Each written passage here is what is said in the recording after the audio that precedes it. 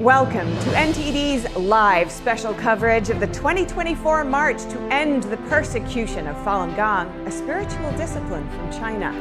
Thousands of people are gathering today in our nation's capital to raise awareness about the human rights abuses still happening in China. All that starting now.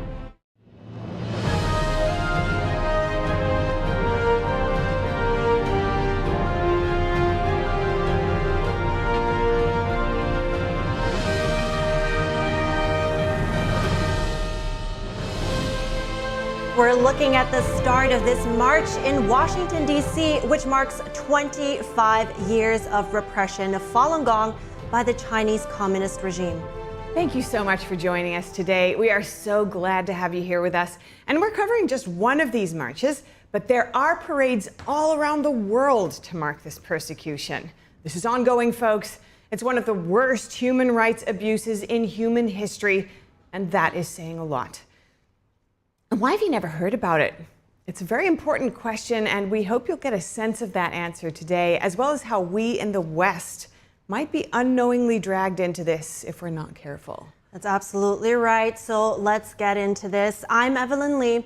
This is my lovely co-host, Stephanie Cox. And of course, today we have a very special guest. We're joined by Ben Maloney, who was here before. Thanks so much for coming back. He is with the Falun Dafa Information Center. Great to have you. Yeah, thank you for having me. I'm honored to be here with you both again.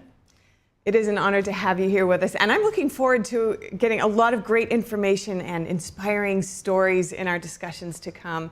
But first, let's take a look at the route of the map. The march starts from the National Mall right next to Capitol Hill. Then it heads up 4th Street and turns left onto one of America's most famous streets, Pennsylvania Avenue, which connects the nation's capital with the White House. From there, it passes the Federal Trade Commission and the U.S. Department of Justice. The parade then proceeds until it ends at Freedom Plaza. So to give you an idea, today we will see thousands of Falun Gong supporters who are rallying for spiritual freedom of their friends and families inside China. Yeah, it really is also a testament to their courage, you know, to step up and speak out even after all that they've been through. But we do need to learn a little bit more about what this is all about from the basics. Right, and we can hear about that because as we see, we have the Tian Guo Marching Band approaching us right now that's heading up this entire parade today. So let's see if we can get some audio and hear some of the beautiful pieces they're playing. All right, sounds like there is no sound. Well, let's see. We can break it down here because it looks like there is really, it's a 100-man strong band. And as we heard, right, all of them are Falun Gong adherents. And many of them just picked up an instrument when they joined the band, which really, such dedication. That's true. And this is called the Tian Guo Marching Band. What does that mean? Oh, in Chinese, yeah. Chinese. Right, so Tian Guo, it translates to heavenly land. And I think that's an interesting, right? That's an interesting way to set up this entire parade because it sets the tone. It brings right away a very strong message of spirituality. Now, as we are still waiting for the sound, let's head to Ben here. Ben, what can you tell us about, what do you think about this band and how does it represent Falun Gong? Well, it's interesting. I mean, it's obviously a march, right? So you need to have a band kind of rallying everyone. Motivators. But it's a little bit more than just music. I think all of your listeners and watchers today that are watching this, we all have a song that if you put it on, you kind of feel a little bit better, maybe in the morning or whenever you're feeling down. And music plays that role. And if you think about these people that are marching with the nation's capital kind of majestically behind them, a lot of them have actually been victims of this persecution themselves. Within China, they were victims. They made it out of China. When they were there, they weren't thinking about playing music. They were thinking about survival and holding on to their faith. And now they come here to the land of the free, and they're able to have freedom of assembly and freedom of belief. And so to help their brethren in China, they've chosen a path of music, of artistic self-expression, to create these musical pieces together and to march in the parade. So what you're hearing is not just kind of a song, hopefully we can get some audio so you can hear it. It's more like a score of an epic movie, an epic saga of courage and faith against in the face of tyranny. So that's kind of what this band represents. Yeah, you mentioned so many good points there, and especially painting the picture of the freedom that these people are so grateful to have right here in the U.S. and express that gratitude as part of this parade as well. But let's take a step back and just really lay it out for people who may not know anything about this parade today, this march. What is Falun Gong? Right. I mean, first of all, this is a very historic event, and I think your viewers are going to get a lot out of this program just out of just learning about it, learning about the Chinese Communist Party, learning about this faith. So what is this faith? This faith is called Falun Gong or Falun Dafa, and it's actually an ancient practice of the Buddhist-based tradition, but it was brought to the public in 1992 in China. It involves 5 sets of exercises, slow-moving, meditation-like exercises, and it also is centered around 3 core beliefs: truthfulness, compassion, and tolerance. And so the teachings of Falun Gong and practitioners of Falun Gong usually just take those principles and try to apply them to their lives. And as we go on in the program, we'll talk about how that happens. But those are basically the tenets of Falun Gong. And from a numbers perspective, it was the fastest growing spiritual practice in Asian history, growing from 0 to almost 100 million people by 1999, from 1992 to 1999, over a 7-year period. Today, it's practiced in over 100 countries around the world and 20 to 40 million strong in China. Right. So really a group of people targeted for elimination by the authoritarian regime for nearly a quarter of a century. And so for those of you who are just tuning in, this is the NTD's special live coverage of the 2024 March to end the persecution of Falun Gong in China. And some Falun Gong practitioners have been coming to this march every year for a decade or even more. So our reporter Iris Tao is live on site in DC at this moment, and she's speaking with one such attendee. Iris, take it away. Hi, good afternoon to all of you. So right now we're in this parade in Washington, D.C., where Falun Gong practitioners are commemorating the 25th anniversary of the Chinese Communist Party's persecution of Falun Gong in China. Right now we see different groups, including a marching band that just passed by. And right now we see another group with many banners saying Falun Dafa is great. Also end the 25 years of persecution of Falun Gong in China. We're going to hear and see many practitioners today who share personal stories of being persecuted in mainland China. And a lot of them are actually Westerners, those living in the U.S. and other countries who experience the benefits of the Dafa practice and have stories to tell and try to raise awareness about the persecution in mainland China. Right now we have one of them with us. His name is Nick. So first of all, Nick, tell us about your experience with the practice, how you start practicing it.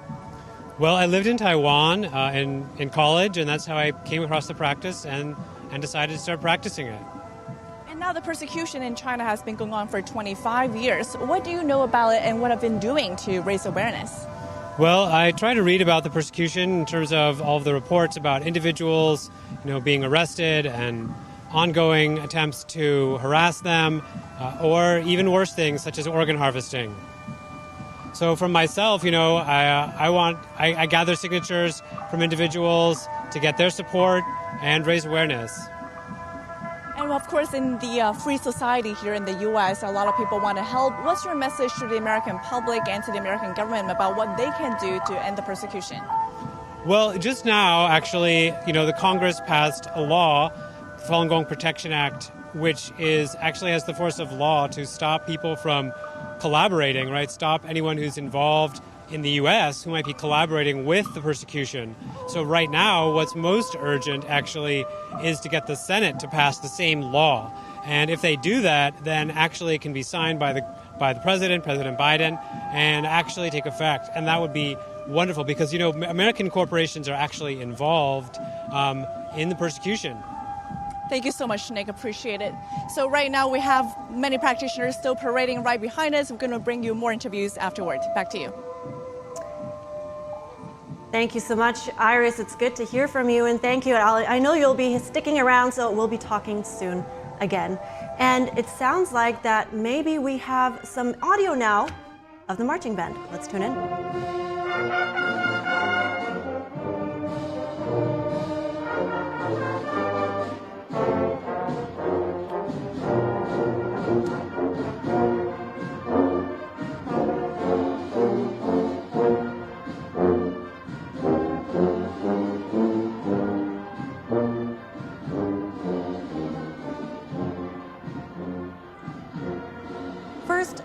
talk about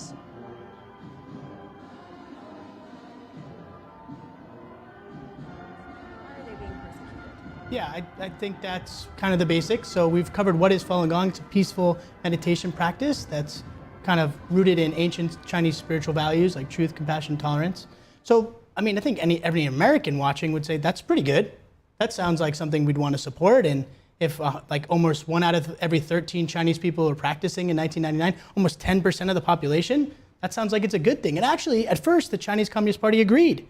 They actually said that. Premier Zhu Rongji said that if everyone was practicing Falun Gong, they'd be healthier, they wouldn't be smoking and drinking, and it would reduce medical bills. And so for many years, the Chinese Communist Party supported Falun Gong and promoted it on television. But what basically happened was kind of this perfect storm. Number one, there was too many people practicing in the Chinese Communist Party's eyes. They saw that as a threat because 100 million people are practicing and not as many people are in the Chinese Communist Party.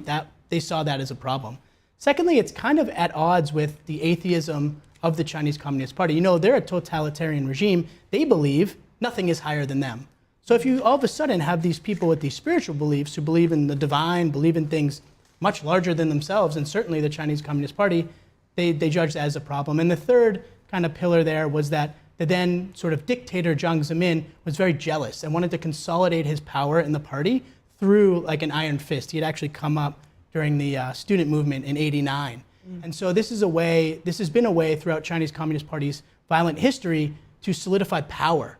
And so by persecuting a group of people, turning people against each other, and we'll go into some of that history, but that's kind of how it started. And one of the things for, I think, Americans to zoom out and understand is the scale of this persecution was totally different than in times past. Because when you look at Tibet, for instance, or Xinjiang with the Uyghur Muslims, those are regionally located groups of people. They're located either in Tibet or Xinjiang. That's regional, maybe a few million people. But Falun Gong was 1 out of every 13 people, every company, almost every family, every province, every town. How would you even persecute them? Can you imagine what you would have to create, the mechanisms of persecution you'd have to fund and create throughout China to do that? And that's what they did. They funded something called the 610 Office, an extra-legal Gestapo-like police force. And so those mechanisms that have been put into place, and we'll talk about the abuse that they've suffered for the last 25 years, but the scale of this is just massive for people to understand. Absolutely. I think that is really worth picking apart because the Chinese Communist Party set out with very clear intentions about how they were going to take down this group.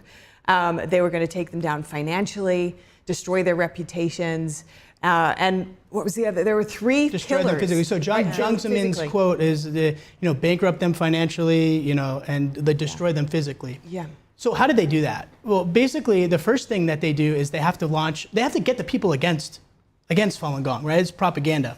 So that's the first thing that they did. But it's kind of hard to do that when 1 out of every 13 people is practicing. You're like, I know this guy, George. He's my neighbor. He's like a good guy now, and he used to do all this stuff, and he's practicing Falun Gong. I don't buy it. But the Chinese Communist Party, you have to remember, had 80 years of history of creating propaganda. So the first thing they did is they created a lot of propaganda, and we could talk about the mechanisms of that because it's actually made its way to the West, and I think your viewers would want to know that.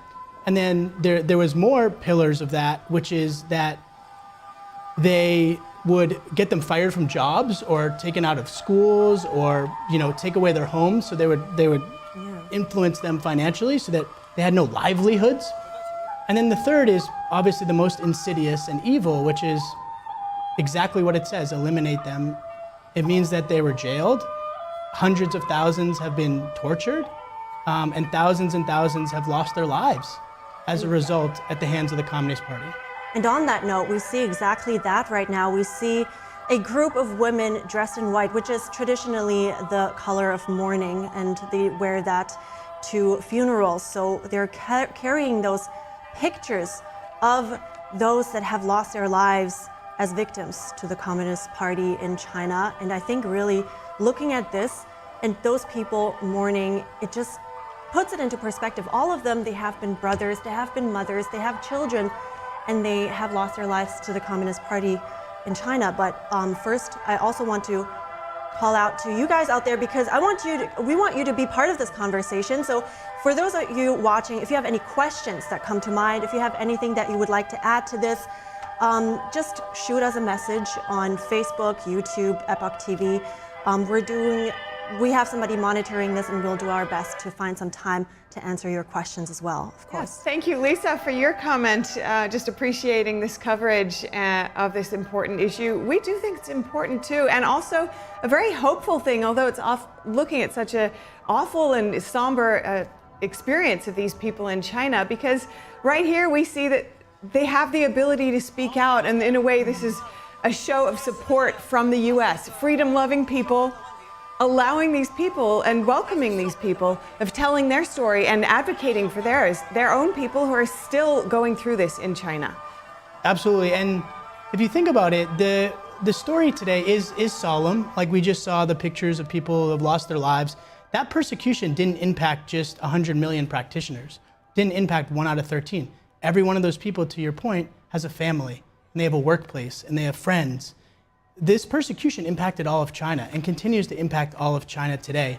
And you see that people here that are marching, it's super important that basically the freedoms that we have in the United States still remain a beacon for the free world. And people come here, they come here as refugees, they're welcomed here, and they actually have freedom of speech, freedom of belief, these things that I know for myself, I've often taken advantage of or felt are second nature.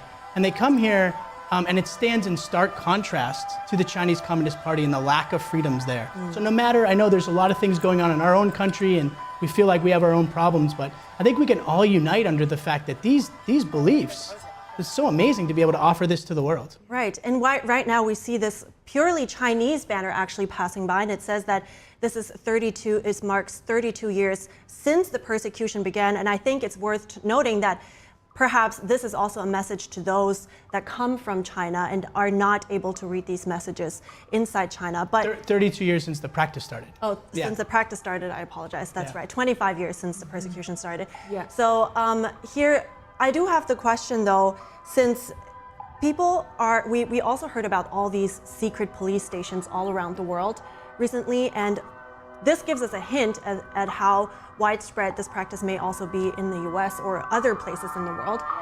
Are they affected, or people like you, or even people that came out of China, fled out of China, are they impacted by those police stations? Well, I think you have to understand, let's like zoom out, let's give it an analogy. So let's say you have like a poison snake, and that poison snake is super poisonous and loves to bite people. And then you feed that snake, and then you take that snake somewhere else and you say, don't be a poisonous snake, right? That's like, of course it's going to be a poisonous snake. And that's my analogy for the Chinese Communist Party. So, of course, when you look at the mechanisms of the Chinese Communist Party as a totalitarian state, they're looking to export that to the rest of the world. And we know that because it's in their own speeches. We had a recent report come out, and you see from 2015, from later on in the 2020s, that they're talking about exporting their influence through whatever means they can, financial or pressure, for actually exporting this to the US and having control over people in the United States. I see. And so I think, yeah, what we're just hearing, we're going to tease it one more time for good luck, and we're going to see if we can get some audio finally on the marching band.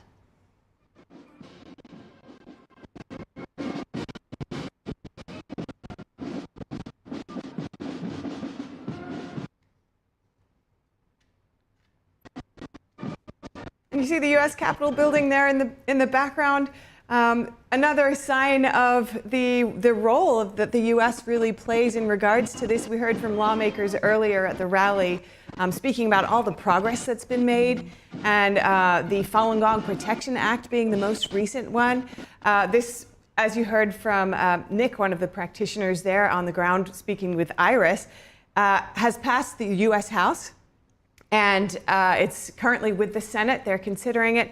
And soon enough, it could become law here in the US. The Falun Gong Protection Act, let's talk about that. I mean, what it does is requires the United States to impose sanctions on foreign individuals who are knowingly responsible for, are complicit in, or have engaged in Beijing's state-sponsored forced organ harvesting in China. Let's dig into forced organ harvesting. That is such a foreign concept, and it should be, but unfortunately it is impacting so many people. We have reports, there are reports of widespread, this is systematic in China, right? And the CCP has worked on this system to really categorize Falun Gong practitioners and others. So first they're detained, we heard about that, just for their faith. But a lot of these people are healthy, having given up a lot of addictions through following the practice, leading healthy lifestyles, working on their state of mind. They've become quite healthy. The Chinese Communist Party does medical profiling on many of them while they're in detention, while they're in potentially forced labor and getting tortured.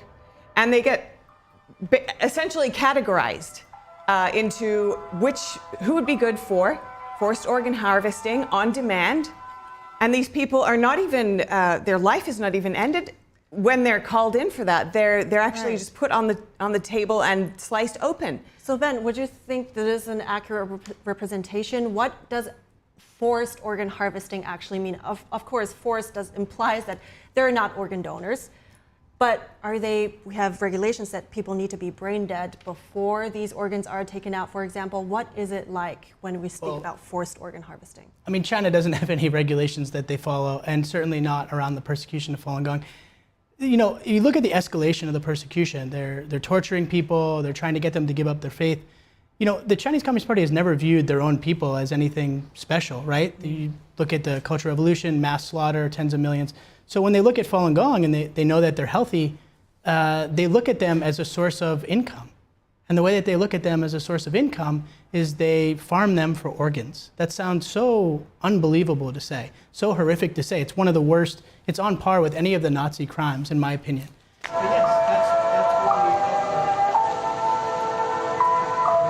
Yes, sure. So, I mean, we see three main, I'm going to read this in Chinese because obviously a lot of Chinese. So, three of those characters we have seen occurring over and over and over again, which is compassion, truthfulness, compassion, and forbearance. So once again, this, I think, are the core values of Falun Gong, correct? They are. I want to circle back though, because I want to circle back to the forced organ harvesting point, because this is actually what's awakened kind of the world, and this is exactly what the Falun Gong Protection Act is around, and also an act that also passed Congress, Stop Forced Organ Harvesting Act 2023. So not only the U.S. Congress, but around the world and different states have started to recognize that this is a massive human rights problem. In 2019, the China Tribunal famously interviewed a bunch of people, an independent tribunal, and concluded that Falun Gong practitioners are sources of organs for the Chinese Communist Party. And this was actually advertised for many years by the Chinese Communist Party online and in recorded phone calls. So this is one of the worst aspects of human rights abuses we've ever seen. That's right, and in a way it's kind of surprising for these people to have been through so much, and yet you see them here Oh, we got the good audio now. We got the good audio now. Okay, great. So upbeat, and it's testament to their, I think, this power of the spirit, the faith that helps them persevere here. Wow, imagine carrying that tuba. It's like 85 degrees right now in Washington, D.C., and they're carrying heavy drums. And I don't think I could do that. And some of those people are, in their 60s. Yeah. So let's take a listen.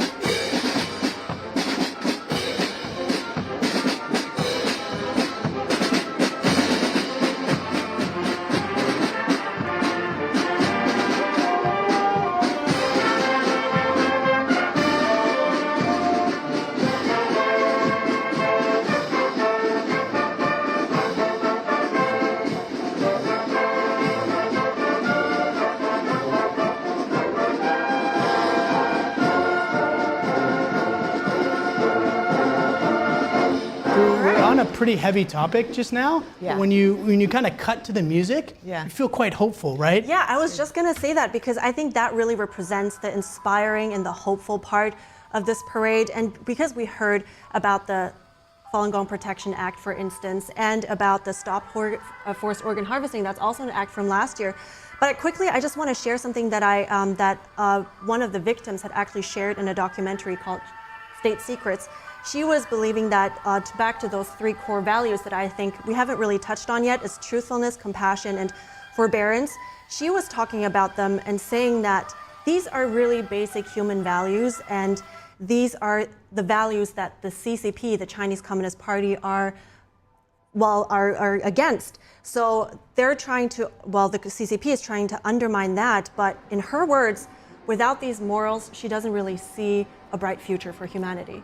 I think it's true. Like, there's nothing Chinese about the Chinese Communist Party. They practice Marxism and Leninism. And if you look at the 5,000 years of Chinese history, 100 years of the Chinese Communist Party is a blip on the radar. And all of that history was divinely inspired. All of it was through virtues like truthfulness, compassion, and tolerance. That sustained China for some of the longest history that we have. So I think she's totally right. And this also comes down to this particular practice, has been described, you can see it on some of the banners here, as an ancient practice. It was introduced to the public in 1992, but it follows in that tradition of Asian cultures where spiritual traditions of spiritual cultivation were passed down, from master to student through the generations. And at this time in 1992, it was made public. And that's why, in some ways, it became so popular. People were thirsty to learn about something like this that could teach truthfulness, compassion, forbearance, something that so many of the religions around the world also teach. People want to know that historically throughout time and space, through all the countries of the world. I think that's a great point, because it was right after, you said 1992, that's right after 1989, which was just the Tiananmen massacre. And they had gone through so many things. And now I think there was even a government survey, right, that came out that basically laid out official numbers or estimates of how many there were. And I do want to get into more of these numbers. We had a comment saying how important and how staggering the numbers are. So I would like to get into that. But first, there's, as conflicts intensify, both domestically on the world stage and at home here, many people are searching for signs of hope. We've spoken a little bit about that here, and the spirit of faith that can provide that hope. For me, this march is one of those reminders of the impact of that courage and perseverance can have in the face of seemingly impossible odds.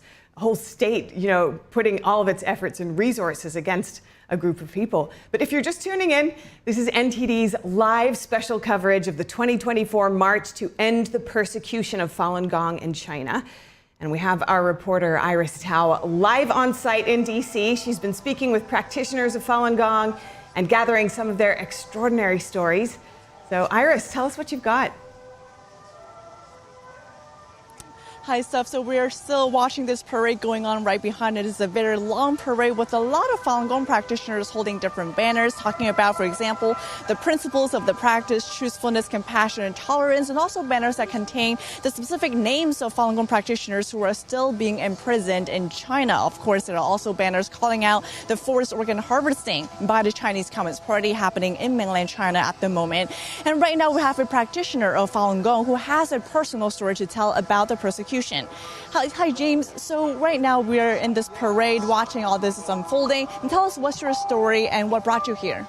Thank you for giving me the chance of sharing my personal story. My name is James. I was from Shenyang, China. It's a northeastern city in China. And my family began to practice Falun Dafa in 1996. And it really helped us improve our health and also spiritually, learn how to be a good people, so which really give us peacefulness. But unfortunately, in 1999, and the persecution started, and it really brought a lot of bad experience to our family. And I still remember my parents got imprisoned, I think in 2001, and back then I was still pretty young, in my college. And I learned about they were both imprisoned, and I could not really go home because of that. And for a kid, it was pretty hard time. And back then I was too young to understand why, because both of my parents are really good people, and they are kind to other people, like to help other people.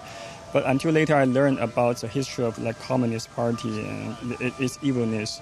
But that's not the end of story. Actually, my father was a department chair in the university in China. Excuse me.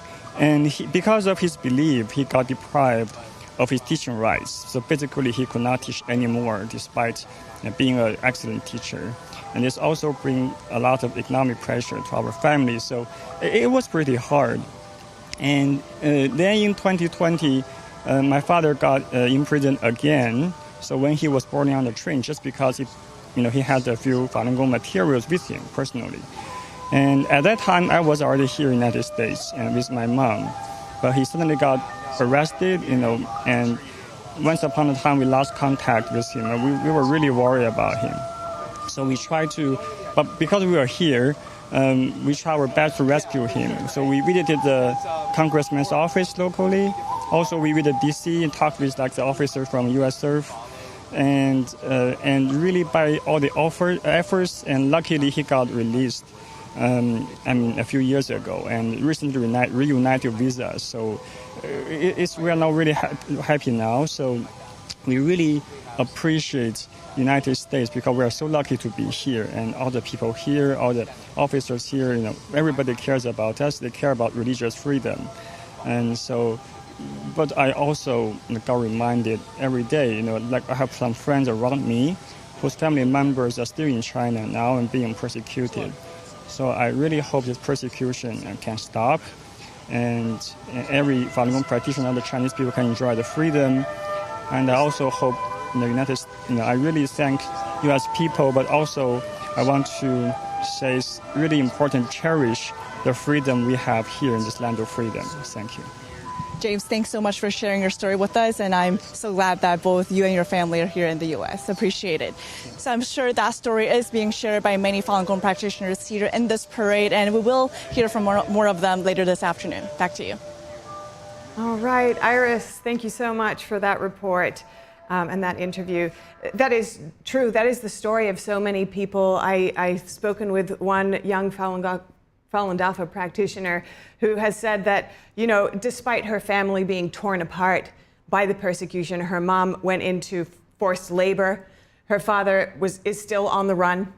And, there's enormous economic pressure on them for at least a decade. She believes that she should not be, she doesn't want anybody to feel sorry for her for practicing Falun Gong, because she believes that it's her faith in Falun Gong that has got her through the persecution. So what I think I see what you're meaning, that she has gained the tools of in the face of adversity, and that she came out stronger, and I think that's so admirable. And that she sees that it's not her practice of Falun Gong that made her persecuted. It's the Chinese Communist Party's own disposition and how it decided to operate that made that work, that made that happen. I think that really adds to the inspiring words that we just heard also from Iris and the victim that she spoke to there. So let's break that down a little bit. All the people that are suffering from this, and she spoke about how, and you were also speaking about family members that are in hiding, and yet I also spoke to one, as a matter of fact, Guang Zihan, her dad was in hiding for years. And then he started, for years, not contacting anybody, but then he started using a supposedly safe app. And once or twice every 2 months or 1 month, he started messaging his family to let them know that he's okay. And yet, that was enough for the CCP to track him down using big data. And I also saw that you were kind enough to share your report that you guys have coming out, that this really, Falun Gong is a priority. Talk to me about what that really means. Priority in terms of what? In terms of everything, in terms of just, let's say, crime or, yeah. Yeah, let's use James's story as an example. So James just testified at the parade that his father was arrested for having Falun Gong materials on him. Well, what does that really mean? Let's zoom out for a second. You have 70 to 100 million people practicing. They have no voice. They have no way to get it out. So what do? Do they cower against tyranny? No, they stand up, and using home printers, they print out what the truth is to get the word out, and they go door to door, and they let their fellow Chinese people know you're being lied to, you're actually being persecuted yourself. And because of that, the Chinese state apparatus has created an entire surveillance state, which has really been honed around Falun Gong. For instance, Hikvision, which is a part of the report, which is a Chinese tech manufacturer, they actually have facial recognition and alert software within the cameras to tell when someone like James's father is handing out materials or is where they are, and they can alert the police. And this whole surveillance state has been honed on Falun Gong. As we mentioned earlier, it wasn't regional. They had to put in place all these mechanisms all around China, from surveillance state to secret police to everything, to actually persecute this practice. And then those mechanisms of persecution that have been perfected in an evil way are now being used against many other groups. And so it's the number one threat continued to the Chinese Communist Party in their minds, because it remains so strong, numbers-wise, 20 to 40 million, and because after 25 years, none of these people have given up their faith. Look at them. In the face, Jiang Zemin said that he would crush Falun Gong in 3 months. Because if you look at the history of the Chinese Communist Party, they had done that to everyone. Who could stand up to an entire army, to the GDP of a large nation?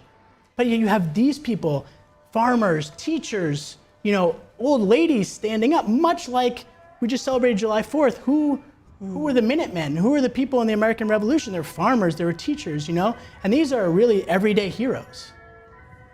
So we do see many of them really coming out in the streets of Washington, D.C. And I think, like you said, I want to share also something that we had, somebody we had interviewed in Hong Kong. She was a pro-democracy activist, and she said that although they know coming out on the streets, it might have repercussions. It is dangerous because based on what we also know, right, the CCP sometimes reaches out to to people in the West that have family still in China. So based on that, she says they know that this is dangerous, but she also knows that it might be potentially more dangerous to stop speaking out. That's right. And I think that's a great testament to, we see them with those words that you would never see in China, which is, they were before that it was reading that history was repeating itself, stop the persecution, and right here, of course, Falun Dafa is great. Yeah, so we have people out here in public, able to do this in public, but as you mentioned, Ben, there are people still putting out those pamphlets, trying to tell people within China what's going on, because under this system, there's such a lack of accountability, right? People can be jailed, can be killed within, disappeared, and the CCP will just put it down to suicide or something like that, or just, it's a mystery that's allowed to trial, continue. Whatever, yeah. Right. And a lot of this comes down to their control over the media, even worldwide. For many years, and even now, a lot of the Chinese language media around the world are influenced by the Chinese Communist Party, and that's another role that NTD plays. We are purely independent, and we do understand what's going on inside China in this unique way with our independent voice. But that's actually a really good point. Imagine, we're 1999, the persecution starts. People are in actually in the university system in the US is actually where it started, in the Ivy Leagues, because expats were there, so that's where a lot of the practice sites in the US started. So imagine being there or escaping and wanting people to know about this persecution, but you have no voice actually at that time, even in the US, because the Chinese Communist Party has massive control. They're putting out all this propaganda. Western media isn't covering it to a large degree. And so now you have a state, now we're there 25 years later, we're here, and I can be on one of the largest television stations in the world talking about this. That speaks not to me, that speaks to the triumph and the fortitude and forbearance of all of the Falun Gong practitioners who have persisted through all this time. And obviously your channel has played a big role in that. Yeah, and we do have a comment from someone also saying that they wish more people knew about this, and we do too. Folks out there, please, just tell your neighbor, tell your friends what you're learning here, and you can learn more. Ben Maloney here with us is from the Falun Dafa Information Center, and you can learn more on their website. That's faluninfo.net.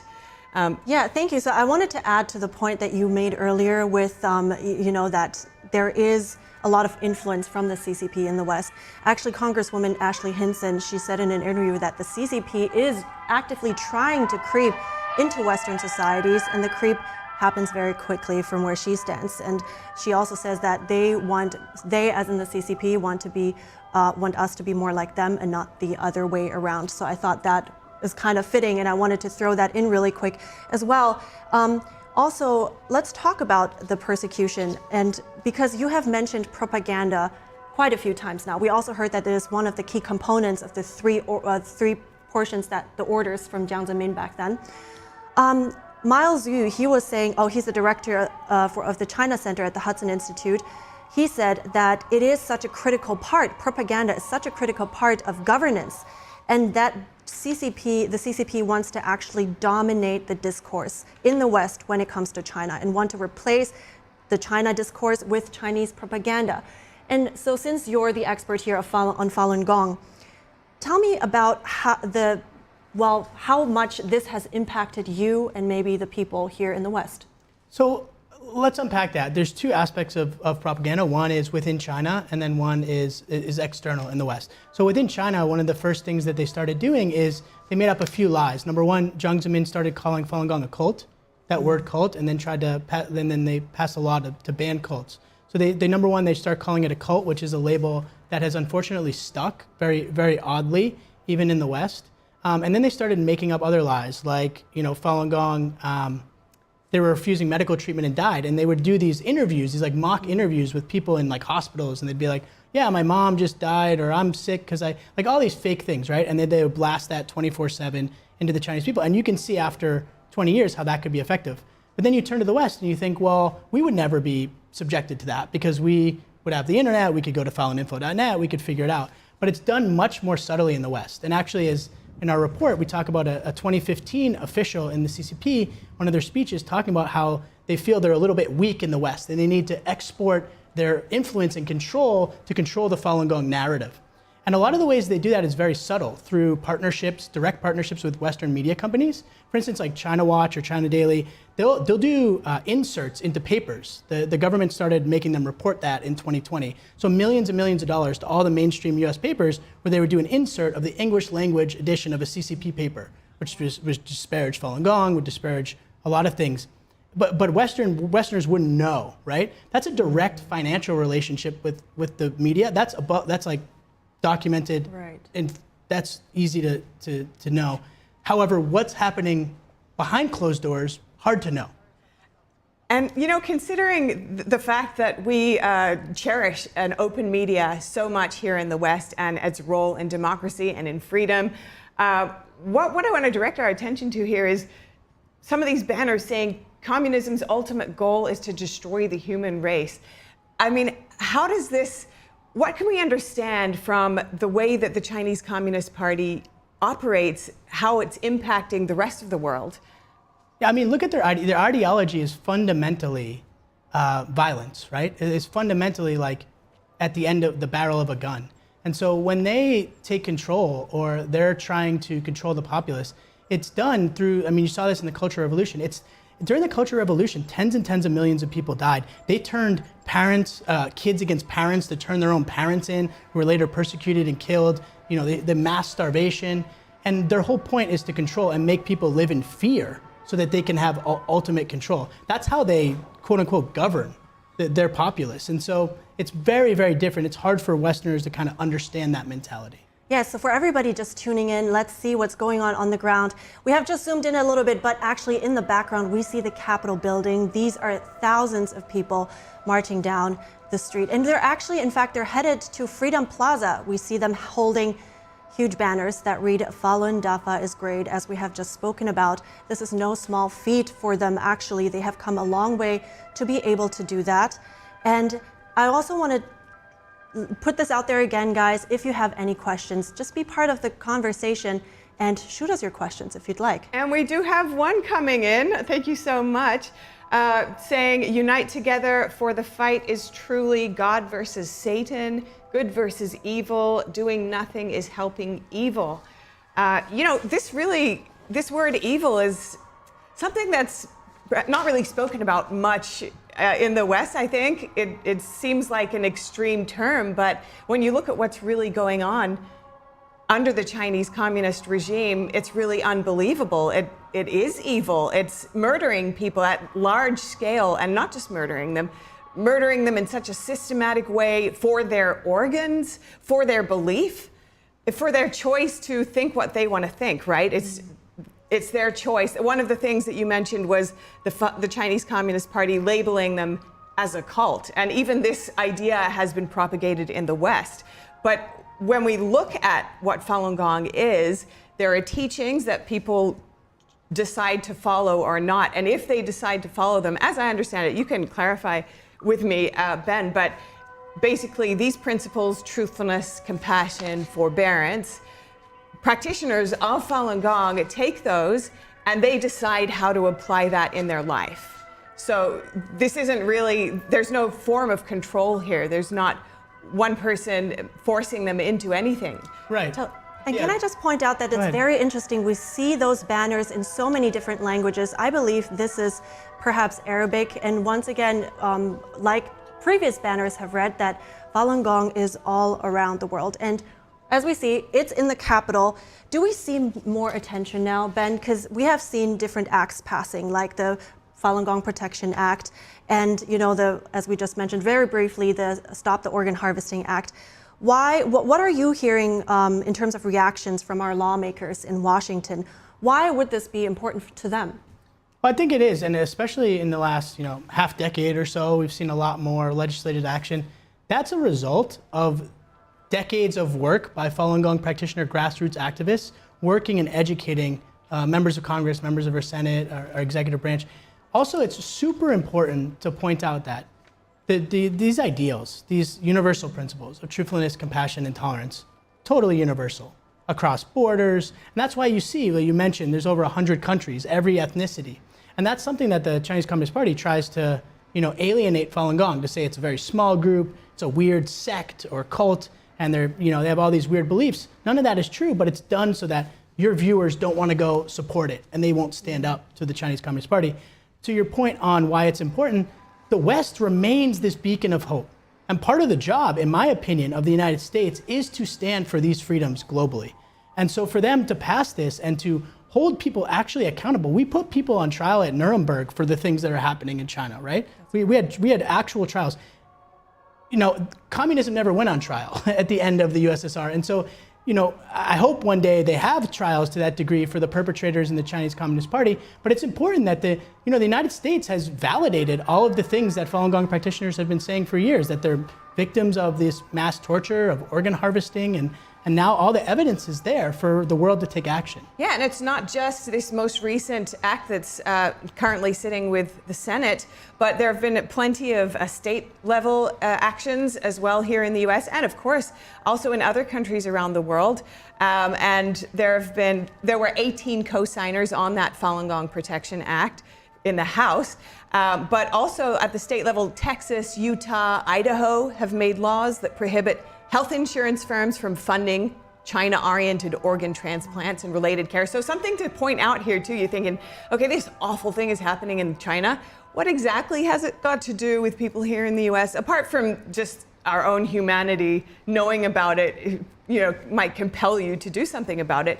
But there are people, of course, in the US and elsewhere searching for an organ, who might need an organ. And the Chinese, communist regime has made their system of persecution available to anyone around the world to travel there for an organ on demand. And what that means is that they'll just select somebody. You book in for that appointment. They'll select somebody who's currently alive and kill them for that organ. Right. And so before we get further into this, we want to quickly head to our reporter Iris Tao right now for more insight into another extraordinary journey of faith through these extraordinary times. I'm here with Zhizhen Zai, a Falun Gong practitioner for 27 years. She fled China in 2001 after the persecution started and has been traveling around the world ever since to raise awareness about China's human rights abuses. So Zhizhen, first tell us about your story. What happened to your family in China? My husband, Chen Yu, he was persecuted to death in China in 2001. At that time, our daughter, Fatu, only 15 months old. But in China, thousands children suffering like my daughter. And that's why I got the courage to come out, to speak out. We hope this persecution can be stopped, but this persecution is still going on. My husband was killed. Simply, he went to Beijing to hand a letter.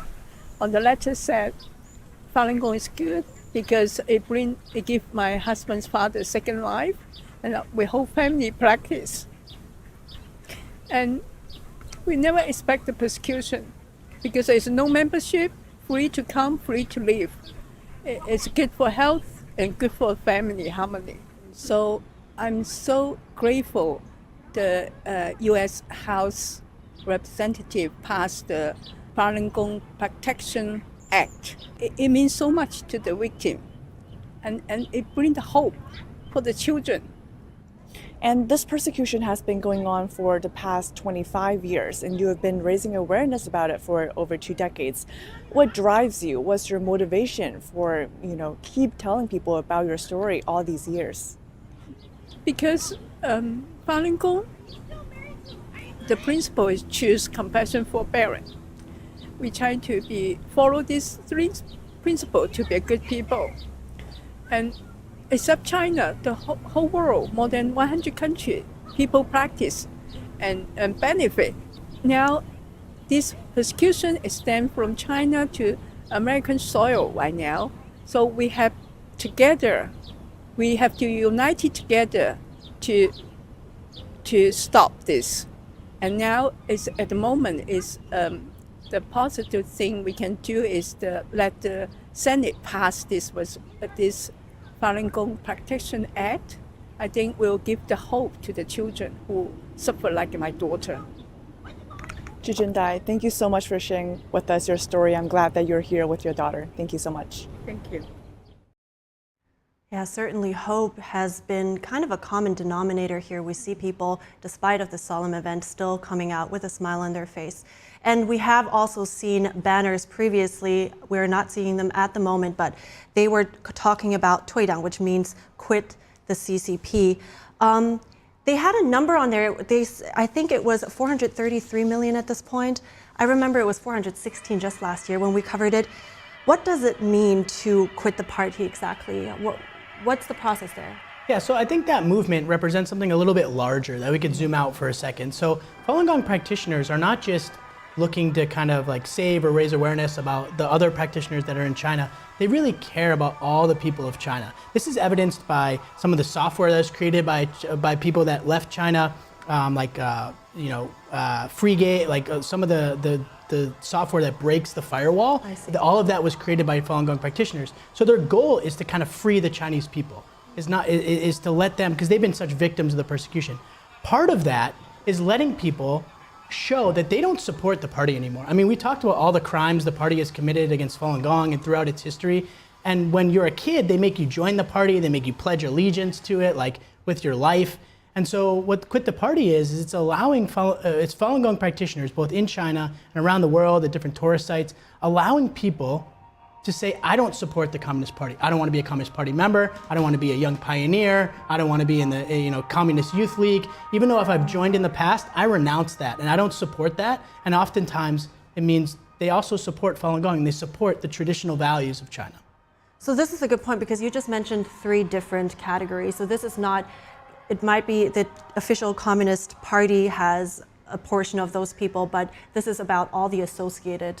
Yeah, and it's representative, right? It's representative of the support that the Chinese Communist Party does not actually have in their own country. You don't know any of those numbers because, of course, the CCP is not going to say, we have no support in China, we're barely hanging on.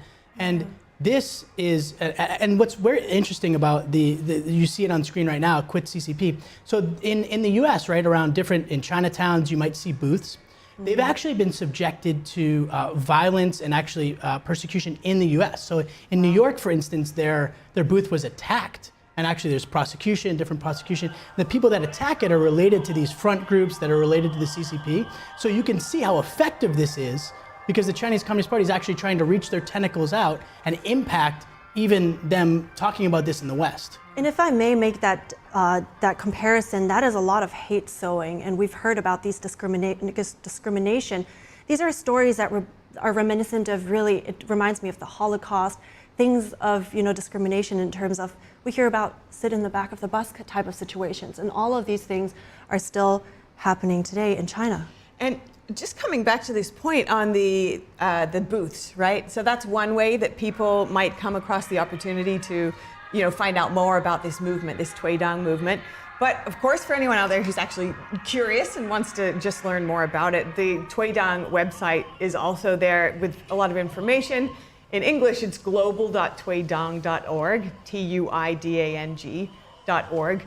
But considering all the information and misinformation that's out there, if you're curious, you may also want to check out the falundafa.org website, and that's directly information about Falun Gong or Falun Dafa as well. But so people are quitting the CCP if they choose to, at these booths in person, but also online. So that's how it's kind of spread. And even within China, a lot of it is actually just in person, isn't it? Because there's just no way to. And for some context, for people that have been in China or have gone to school in China, you might know that actually this is part of, in elementary school, this will be part of your schedule before classes. You go and you pledge your allegiance. You're alive basically to the CCP flag. And this is how it kind of starts when you're little. And then, of course, it builds from there.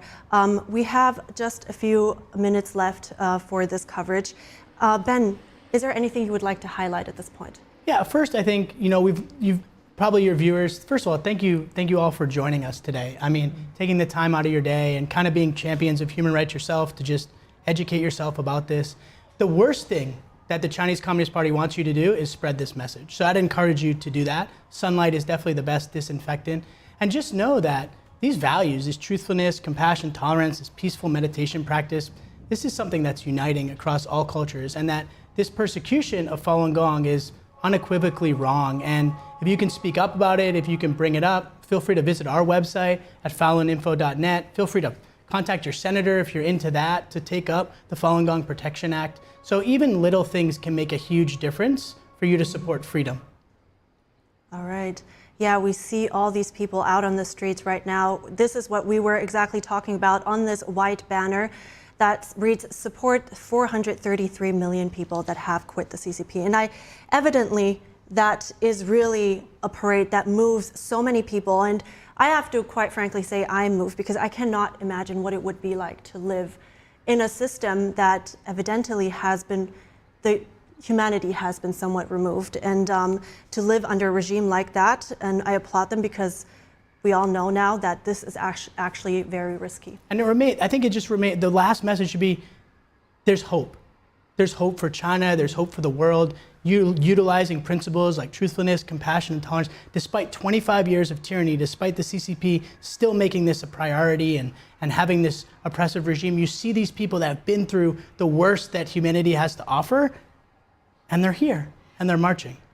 Yeah, nice. For sure. And just in regards to this movement, to quit the Chinese Communist Party, just to put it out there, this isn't really about politics or overthrowing the regime. Not at all. This is about a spiritual and ethical revival. This is what these people are saying. It's where people are trying to get back to traditional Chinese values and culture, which they see as being suppressed by the foreign communist ideology you mentioned earlier. The communism is not from China. But we've seen such beautiful displays here of all these gorgeous flags you see, the band, so many bright colors. Thank you so much for watching our coverage of the 2024 March to end the persecution of Falun Gong in China. It truly has been a privilege to share this with you, the efforts of thousands of Falun Gong supporters from across the United States who've gathered today in Washington, D.C. to remember and raise awareness of the 25 years of continuous persecution by the Chinese communist regime. You've heard from people out there at the march and from our reporters, Jack Bradley and Iris Tao, and you heard from our dear friend here, Ben Maloney from the Falun Dafa Information Center. Ben, thank you so much for joining us and offering your insights. Yeah, thank you guys so much, and thank you all for watching. Yeah, and that's all been great information, and I hope you all take a look into it. That wraps it up for us. We thank you so much for taking your time to join us for this very important march focusing on human rights. That's right. Thank you so much for wrapping it up. I'm Evelyn Lee. I'm Stephania Cox, and he's Ben Maloney. Thank you so much. Thank you so much. We'll see you next year.